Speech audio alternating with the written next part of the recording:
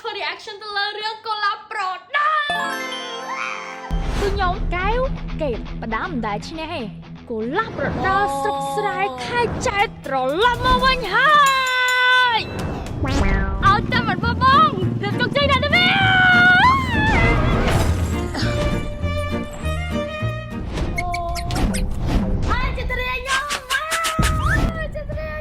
តាឡៃមកកុំក្បត់ស្អីហ្នឹងហើយហាត់តាមខ្លួនណា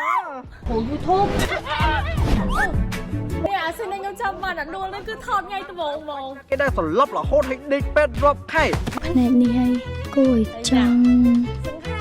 ដល់លោកត្រង់រ៉ាន់តិចតែភាពជឿជាក់នៅត្រែហើយរ៉ាន់តិចភាពជឿជាក់នៅត្រែ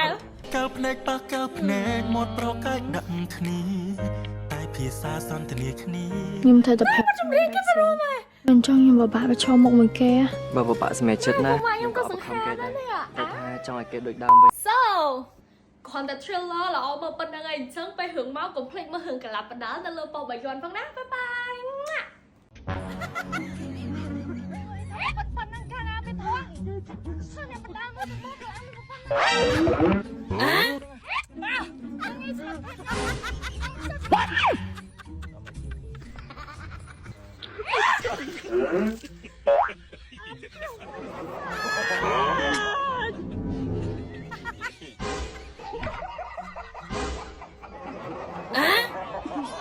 ចង់រឹងមាំមែនចង់ strong មែនចង់ strong ហ៎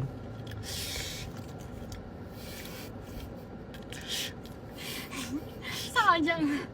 mà cái xô bị tham mà vẫn mê strong á មកពីសងអត់ដែរផុសនៅពេលដែរអត់ strong